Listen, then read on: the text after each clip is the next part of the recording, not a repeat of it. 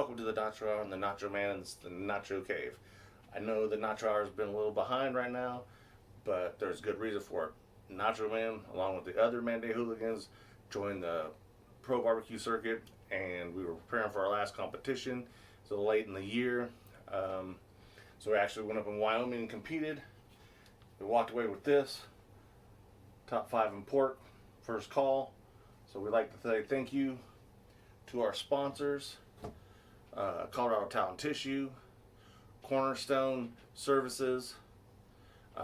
Breaking Racks was always great. They've been there since day one when we first got up there. And Stoke the Fire Barbecue Supply up in Loveland. If you haven't been there, I'd say go check them out. Frank and Levi are great. Their families are great. It's locally owned. If not, check them out online. It was a great trip. So what we're going to do is we're going to try to combine week 3 and 4, and let's get into some football. Let's get to some week 3 matchups. First, we had the Kansas City Queefs versus the Los Angeles Sparklers, and riding with my homies was still an impound, and Herbert was like sherbert, cold and smooth on the field. And then we have the Cleveland Clown Academy against the Chicago Nobody Care Bears. Kareem was in the hunt, and just like Justin Fields, nobody cares about the Bears. Is it just me, or does their emblem look like a public toilet seat turned sideways? It's probably why they're shitty. Alright, Bronco Country is the game of the week. It's our Denver Broncos against the just end the season paper Airplanes.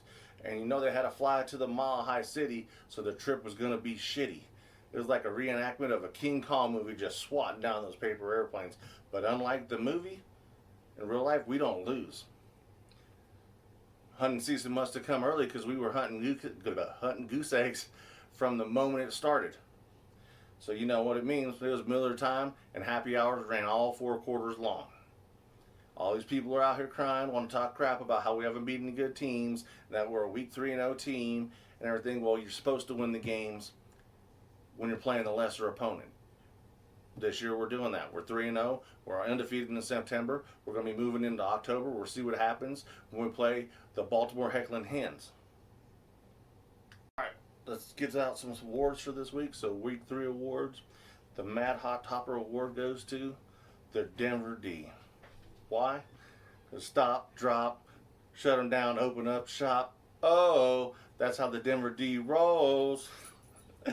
And then we got the Soggy Chip Award. Soggy Chip Award goes to Zach Wilson. I know the Jets got all excited when they drafted him. We got Zach. I was hoping he was like Zach from Saved by the Bell, but he's more like Screech. He's playing the way he is. Wilson's going to be looking over that fence at a real franchise.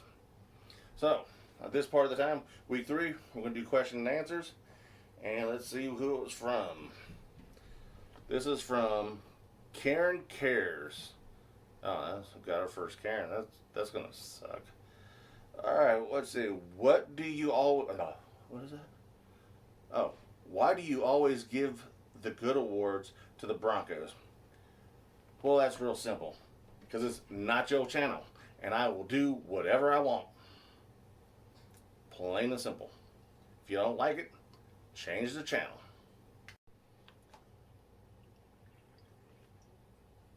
Alright, let's get into some week 4 games. First, you have the Los Angeles Hams versus the Arizona Hummingbirds. Them Hummingbirds carved up the ham like it was Christmas Day. They should rename the Rams the Spam because they are salty in that can. Then you have the Los Angeles Sparklers versus the Las Vegas Hookers. Yes, I said hookers because all they do is suck and blow. The Sparklers lit them up like a Christmas tree. You had Carr on the sideline with his eyeliner from Maybelline running down his cheek, crying. They picked him and his pocket. I bet Gruden's on the phone from last night just trying to trade in for a new car.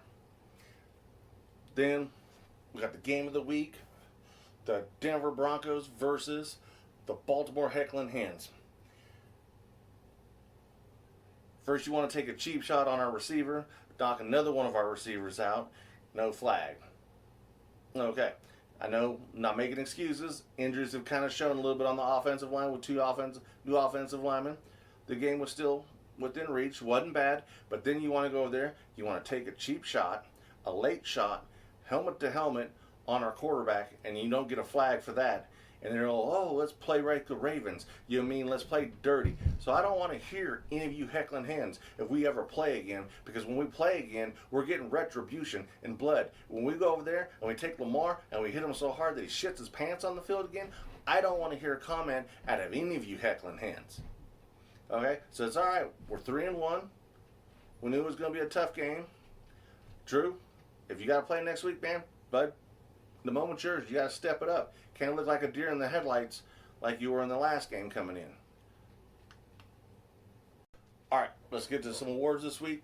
Week 4, Mad Hot Topper Award goes to, won't be nice, the New York Jets, the New York Giants, doubling down on the New York teams. New York pizza for everybody. No longer, 0 wins. They both got a W. Congrats to you guys. There's your one. Now, the Soggy Chip Award goes to no other than the New England Cheetos.